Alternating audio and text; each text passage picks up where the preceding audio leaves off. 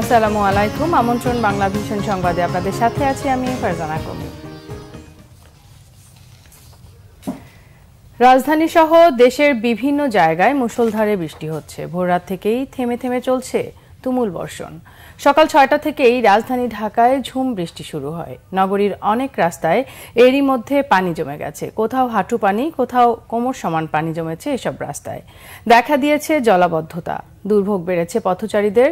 আবহাওয়া অধিদপ্তর বলছে সারা দেশে আজ বৃষ্টি আরও বাড়তে পারে। মেঘলা থাকতে পারে সারা দেশের আকাশ। দিন এবং রাতের তাপমাত্রা সামান্য হ্রাস পেতে পারে।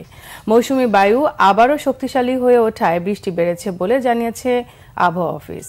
সিলেট, চট্টগ্রাম, কক্সবাজার ও পার্বত্য চট্টগ্রামের পাহাড়ি এলাকাগুলোতে পাহাড় ধসের সতর্কবার্তা দেওয়া হয়েছে। এদিকে দেশের ২০ জেলার ওপর দিয়ে দুপুরের মধ্যে ঘণ্টায় সর্বোচ্চ ৬০ কিলোমিটার বেগে ঝোড়ো হাওয়া সহ বৃষ্টি অথবা বজ্রবৃষ্টির পূর্বাভাস দিয়েছে আবহাওয়া অধিদপ্তর। আজ ভোর ৫টা থেকে দুপুর ১টা পর্যন্ত দেশের নদীবন্দরগুলোর জন্য দেয়া আবহাওয়ার পূর্বাভাসে এ তথ্য জানানো হয়। পানি ফের বাড়ছে কয়েকটি জেলায়। অবনতি হচ্ছে বন্যা পরিস্থিতির। ১০ জেলার ৮ নদীর পানি এখনও বইছে বিপদসীমার ওপর দিয়ে।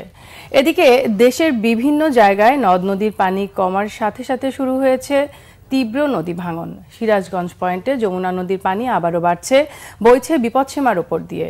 এতে বন্যা পরিস্থিতির আরও অবনতি হয়েছে। চরম দুর্ভোগে পানিবন্দী মানুষ, দিশেহারা ভাঙন কবলিত এলাকার বাসিন্দারাও। জেলার কাজীপুর সদর, বেলকুচি, শাহজাদপুর ও চৌহালি উপজেলার ৩৪টি ইউনিয়নের ১৮,০০০ পরিবারের প্রায় ৯০,০০০ মানুষ পানিবন্দী হয়ে পড়েছে। এছাড়া কাজীপুর উপজেলার খসরাজবাড়ি, তেকানি, নিশ্চিন্তপুর, চরগিরি, শাহজাদপুর ও উপজেলার হাটপাচিল, জালালপুর, কৈজুরি, চৌহালি উপজেলার ভূতের মোড় এলাকাগুলোয় নদী ভাঙন দেখা দিয়েছে। ডায়রিয়া সহ নানা রোগের প্রাদুর্ভাব বিভিন্ন জেলায়। পানিবাহিত রোগের পাশাপাশি কোথাও কোথাও চর্মরোগও দেখা দিচ্ছে। কুড়িগ্রামেও বন্যা আর বৃষ্টিতে চরম ভোগান্তিতে চরবাসী। জেলার ১৬টি নদ নদীর ৪.৫ শতাধিক চরের প্রায় ২ লাখ মানুষ বন্যায় অসহনীয় দিন যাপন করছে। জেলা প্রশাসন থেকে প্রায় ৭০,০০০ মানুষকে খাদ্য সহায়তা দিলেও দুর্গম অনেক চরের মানুষের কাছে খাদ্য সহায়তা না পৌঁছানোর অভিযোগ পাওয়া গেছে। স্থানীয় জনপ্রতিনিধিরা অসহায় এসব মানুষের খোঁজ খবর নিচ্ছে না বলেও অভিযোগ দুর্গতদের। প্রধানমন্ত্রী শেখ হাসিনার চীন সফরকে অর্থনৈতিক সমৃদ্ধির ভিত্তি হিসেবে দেখছেন কূটনৈতিক ও আন্তর্জাতিক সম্পর্ক বিশ্লেষকরা। ২০৪১ সালের মধ্যে বাংলাদেশকে উন্নত দেশে পরিণত করতে সরকারের লক্ষ্যমাত্রা বাস্তবায়নে চীনের বিনিয়োগ সহযোগিতার ভিত্তি আরও সুদৃঢ় হবে বলে তারা আশা করছেন। তিস্তা সহ অন্যান্য ইস্যুতে বাংলাদেশের ভারসাম্যমূলক অবস্থান দুদেশের সম্পর্কে কোনো প্রভাব ফেলবে না বলেও আশা বিশ্লেষকদের। প্রধানমন্ত্রী শেখ হাসিনার চীন সফরে বাংলাদেশের অবকাঠামো উন্নয়ন, ডিজিটাল অর্থনীতির উন্নয়নের পাশাপাশি বাণিজ্য ও বিনিয়োগে বাংলাদেশ ও চীনের মধ্যে ২১টি সমঝোতা স্মারক সই হয়েছে। বাংলাদেশকে $১ বিলিয়ন আর্থিক সহায়তারও ঘোষণা দিয়েছে চীন। প্রধানমন্ত্রীর চীন সফরে চাওয়া পাওয়ার হিসাব কতখানি মিলেছে সে প্রশ্ন এখন সব মহলে। তবে বিশ্লেষকরা মনে করছেন এ সফরের মধ্য দিয়ে দুদেশের সম্পর্ক আরও মজবুত হবে। বাংলাদেশের উন্নয়নে চীনের বিনিয়োগের পরিধি বাড়তে থাকবে বলেও আশা তাদের। ২০৪১-এর ভিশনের কথা চিন্তা করি যে একটু উন্নত বাংলাদেশ বা স্মার্ট বাংলাদেশ, সেই জায়গায় পৌঁছতে হলে যেই ধরনের অর্থনৈতিক উন্নয়ন দরকার সেটার জন্য আমাদের বহির্বিশ্ব থেকে আমাদের সাপোর্ট দরকার, আমাদের সেই ধরনের অর্থনৈতিক সম্পর্ক দরকার। সেটি আমরা চীনের সঙ্গে ইতিমধ্যে প্রতিষ্ঠা করেছি এবং এই সফরের মাধ্যমে এই সম্পর্কটা আরও শক্তিশালী হবে। অর্থনৈতিক সম্পর্কে একটা বড় ভিত্তি তৈরি হয়েছে, এটাকে আগামী দিনে আরও এক্সপান্ড করা। ইলেকট্রিক ভেহিকেলস, তারপরে একটা গ্রিন জোন ডেভেলপমেন্ট, তারপরে হচ্ছে গিয়ে একটা নর্দার্ন ডিস্ট্রিক্টে একটা ট্রান্সফরমেশন বা ইকোনমিক জোনের একটা কনসেপ্ট ফ্লোট করেছে। আবার আরেকটা ভালো দিক হচ্ছে গিয়ে যে এই যে নগদ আর হচ্ছে গিয়ে হুয়াওই সাথে একটা পার্টনারশিপ, ফিনটেকের একটা পার্টনারশিপ কনক্লুড হয়েছে। তো এগুলা হচ্ছে কি অ্যাকচুয়ালি খুবই ফরওয়ার্ড লুকিং বা প্রোগ্রেসিভ।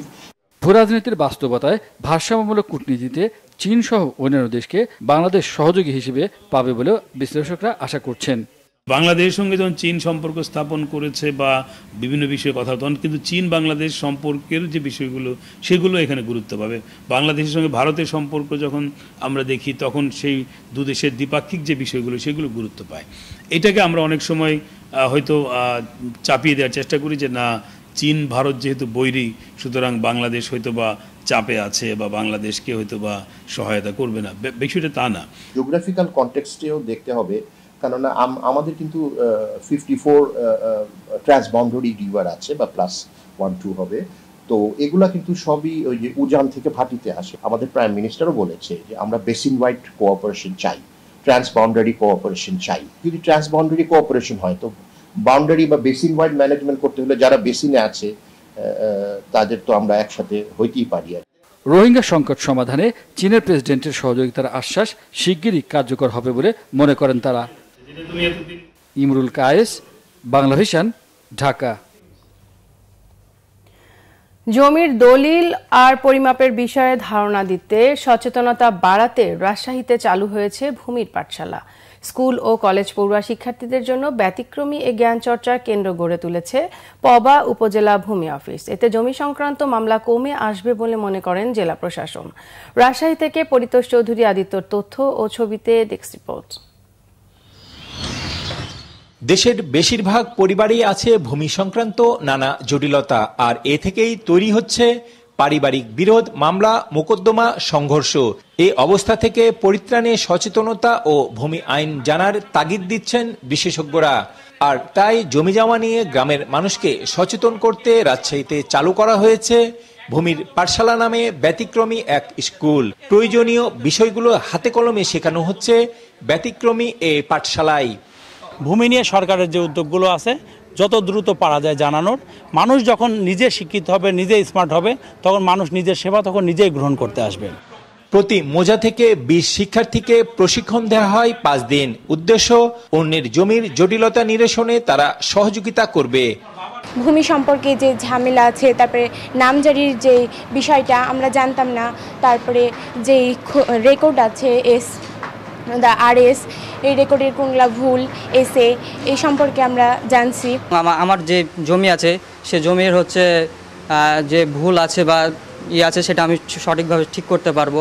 ভূমি নিয়ে আগে আমরা যেসব সমস্যার মুখোমুখি হতাম, অনেক ভোগান্তিতে পড়তে হতো আমাদেরকে, আশা করি আমরা এখন কিছুটা জানার পর এই ভোগান্তিতে আর আমাদের পড়তে হবে না। ভূমি এমন একটি বিষয়, এর জের ধরে অনেক সমাজে দ্বন্দ্ব ফ্যাসাদ হয়, এমনকি অনেকে হত্যার শিকার পর্যন্ত হয়। তাহলে যদি সঠিকভাবে এর সমাধান দিতে পারে আমার শিক্ষার্থীরা এবং প্রত্যেকে যদি ভূমি সংক্রান্ত জ্ঞান থাকে, তাহলে আমার মনে হয় যে দ্বন্দ্ব সমাজ থেকে নিরসন হবে। জমিজমা সংক্রান্ত কাগজপত্র না বোঝার কারণে ভয়ের মধ্যে থাকেন অনেকে। ভূমি পাঠশালা এই ভীতি কাটাবে বলে মনে করেন জেলা প্রশাসক। প্রশিক্ষণের উদ্দেশ্য হচ্ছে তারা যাতে এই প্রশিক্ষণ গ্রহণ করে গ্রামের সাধারণ মানুষকে ভূমির যে প্রাথমিক জ্ঞান সেটি প্রদান করতে পারেন, এবং ভূমি সংক্রান্ত যে মামলা হচ্ছে সেই মামলার পরিমাণ আস্তে আস্তে আশা করি আমরা এর প্রভাবে কমে আসবে।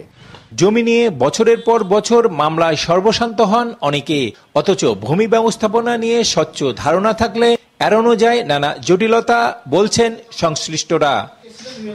পরিতোষ চৌধুরী আদিত্য, বাংলা ভিশন, রাজশাহী। এই ছিল এখনকার মতো। পরের সংবাদ বেলা 12টায় দেখার আমন্ত্রণ রইল। এছাড়া বাংলা ভিশন সংবাদ ও সংবাদ সংশ্লিষ্ট অনুষ্ঠান দেখতে ভিজিট করুন www.bvnews24.com ও facebook.com/banglavisionnews এবং সাবস্ক্রাইব করুন youtube.com/banglavisionnews। এতক্ষণ সাথে থাকার জন্য ধন্যবাদ সবাইকে।